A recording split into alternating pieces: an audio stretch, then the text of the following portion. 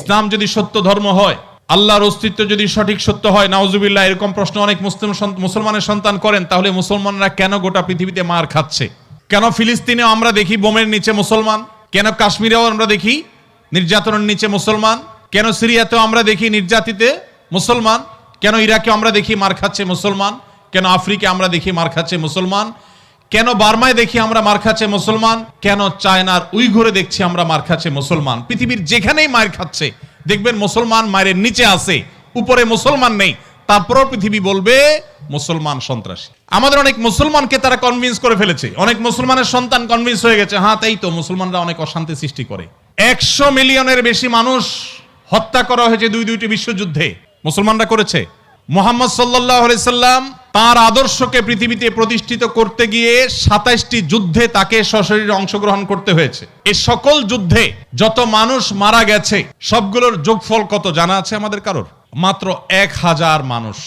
এর মধ্যে 600 জন বিশ্বাসঘাতকতার অপরাধে দণ্ডিত হয়ে মৃত্যুদণ্ডের মুখোমুখি হয়েছে, আর বাকি 400 মানুষ মারা গেছে 27টি যুদ্ধে। কল্পনা নয়, গল্প নয়, বাস্তব। একটা ইউনিয়ন দখল করতে গিয়ে তো 400 বেশি মানুষ মারা যায়। আজকের পৃথিবীর মানবতার সবক দেওয়া মানুষগুলো পাখির মতো মানুষ মেরে যেখানে সমান করে ফেলছে, সেই মানুষগুলোই আবার মুসলমানদেরকে বলে যে মুসলমানরা নাকি সন্ত্রাসী, মুসলমানরা নাকি পৃথিবীতে অশান্তি সৃষ্টি করছে।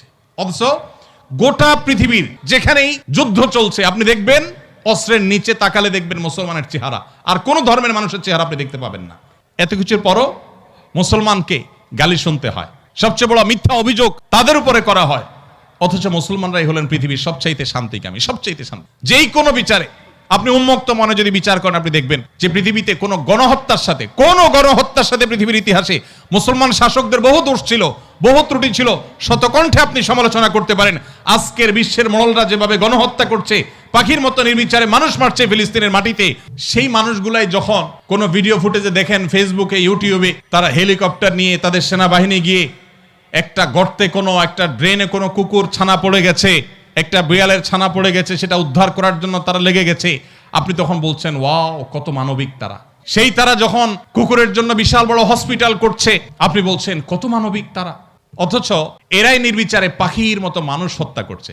এবং অনেক সভ্য দেশ আছে যেই দেশে শুধু ফিলিস্তিনি নির্যাতিত ফিলিস্তিনিদের পক্ষে পতাকা নিয়ে আপনি রাস্তা বের হবেন, রাষ্ট্রের আইন অনুযায়ী আপনি অপরাধী বিবেচিত হবেন। এখনো আছে, এই সভ্য পৃথিবীতে আছে। প্রিয় নবী সাল্লাল্লাহু আলাইহি সাল্লাম যে দিন রেখে গেছেন, এখানে মুসলমান কোণঠাসা থাকবে, এটাই স্বাভাবিক। আমার কথা গেছিল সেখান থেকে যে অনেক বন্ধু বলে কেন মুসলমানরা এত মার খাচ্ছে যদি ইসলাম সত্য হয়। হ্যাঁ, ইসলাম সত্য যে তার প্রমাণই এটা যে মুসলমানরা মার খাবে। মুসলমানরা কখনো জুলুম করবে না, জুলুমের শিকার হতে পারে, মুসলমান কখনো জালিমের আসনে যাবে না। ব্যক্তিগত পর্যায়ে মুসলমান জালিম থাকতে পারে, সামষ্টিকভাবে সামগ্রিকভাবে বিশ্ববাসীর উপরে জুলুম এটা ছড়িয়ে দিবে, জুলুমের স্টিম রোলার চালাবে মুসলমানরা সামষ্টিকভাবে, এটা কোনোদিন হয়নি, ইতিহাসে কোনোদিন হবেও না। অতএব যারা মনোবেদনা আছেন, কষ্টে আছেন, বিপদে আছেন, ভেঙে পড়েন যে এত বিপদ কেন, তারা নিজেদেরকে অনেক সময় মনে করেন যে আমি অপরাধী।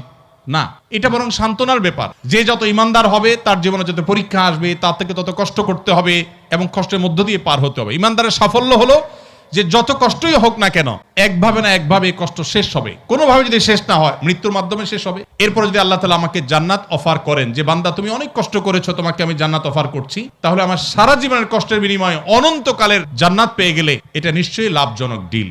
দুঃখ বা কষ্টে যখন থাকি তখন আমরা সাধারণত এই বিষয়গুলোকে এভাবে অনুভব করতে পারি না, একটু কষ্ট হয়। যখনই আমি দুঃখে পতিত হব, আমাদের নবীজির কথা স্মরণ করব যে তার চাইতে দুঃখে কেউ ছিল না, সবচেয়ে কষ্টে ছিলেন, কিন্তু তার চাইতে সাকসেসও পৃথিবীতে কেউ ছিল না। কি অর্থে সফল?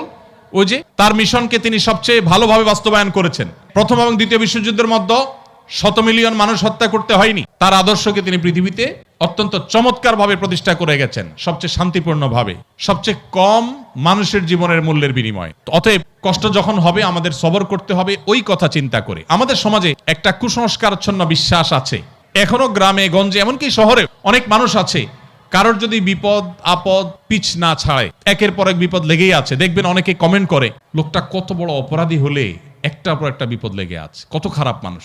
অথচ একটার পর একটা বিপদ লেগে থাকা এটা মানুষের খারাপ হওয়ার কোনো প্রমাণ নয়।